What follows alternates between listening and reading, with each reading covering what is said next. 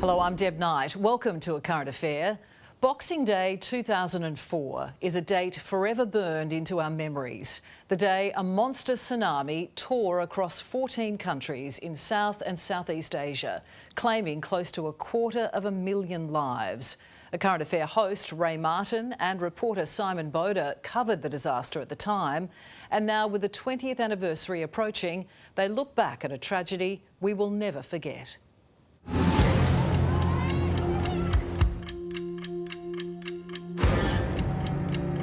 The evidence of the force of the tsunami is just everywhere, as is the evidence of lives torn apart. It's been 20 years. Words can't describe this man's despair.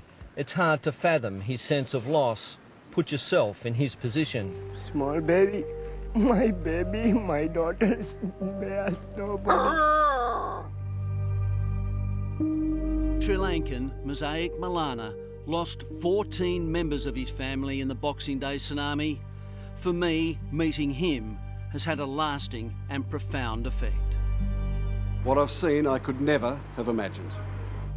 For Nine legend Ray Martin, the disaster was one of the most impactful stories of his illustrious career.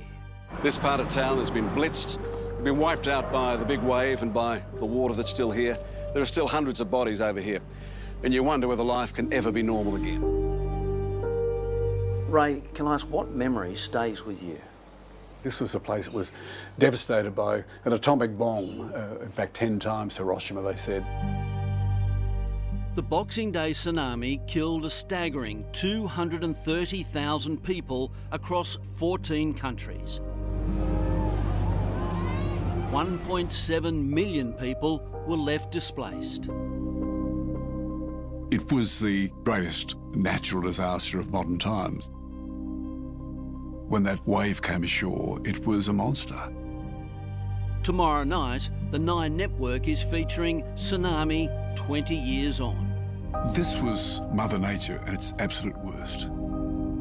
Host, veteran broadcaster Ray Martin returns to Banda Aceh, the epicentre of the international disaster.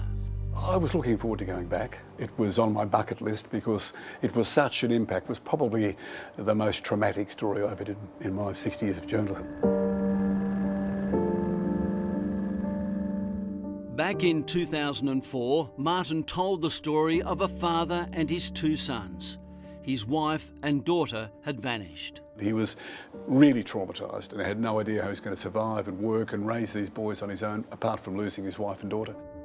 A keen photographer, Martin snapped a photo of the distraught man and his little boys. Every morning at daybreak, he pedals around the city for hours.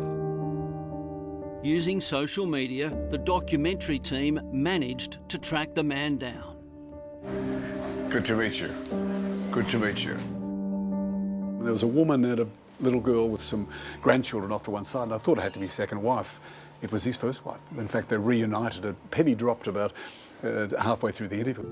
I realised that, in fact, this lady was his wife, the one that was missing, and this was obviously his daughter. 3 beautiful grandchildren, and that's the best news. Makes me cry.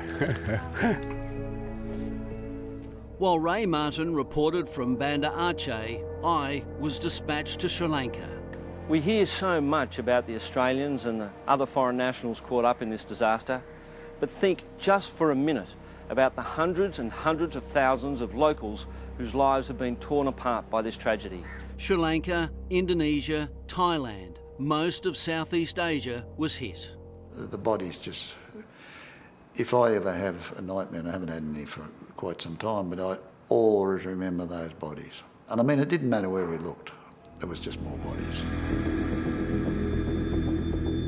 In Tsunami 20 years on, we hear from Aussie survivors Les and Diane Boardman, who were on holidays in Phuket. Diane knew something was wrong when the water retreated. I watched people come down trying to get fish, jumping out of the water, and that's when I saw the wave, and we ran. The couple separated as they were swept away in the huge surge of water. Diane was trapped underwater, pinned against a wall and under a car. I thought I was going to drown. You can only hold your air for so long, can't you? Diane miraculously popped up beside me. 9 News interviewed the couple in a Phuket hospital. And when I come up, Les was there, and we just pulled each other out. Sad thing for me was that there was a guy beside me and he was thrashing around and I couldn't save him. I mean, he just went. Did you think you'd lost him? Yes. I thought I'd lost me at the time, but didn't. I woke up to the news and I turned the television on, saw what was happening, and I knew that we would have to sort of leap into gear and to get moving. World Vision's remarkable work is featured in tomorrow night's special. Daniel Wordsworth was one of the first humanitarian aid workers on the ground in Sri Lanka. There's chaos, there's a huge and profound need. We just had to get teams together fast. Wordsworth knew the task he confronted was monumental. We were really blessed because Australia just rose up and was so incredibly generous that it actually allowed us, within the first couple of months, we were able to reach 1 million people with what we call life-saving assistance. World Vision is one of those sort of charities, I think so often that we give money, we wonder what happens to it. But I went there at this time and I was amazed with what they've done. I mean, having set up schools, having set up women's refuges, having set up villages, all the stuff that wouldn't be there if they didn't do it. Surviving the Boxing Day tsunami dramatically changed Les and Diane Boardman. We grew up on farms and things. You got to be tough. That took all the toughness away. The tsunami. Just taking a shower can even be traumatic for Les. He struggles to go swimming. I have tried, and Diane just said to me, you've got to persevere. And It's just the pain that your body releases when you do something like that. Tomorrow night's special pays homage to the resilience of those who survived, as well as the Aussies who stepped up to help. I'd never been so proud to be an Australian. Some memories of the disaster will never leave Ray Martin.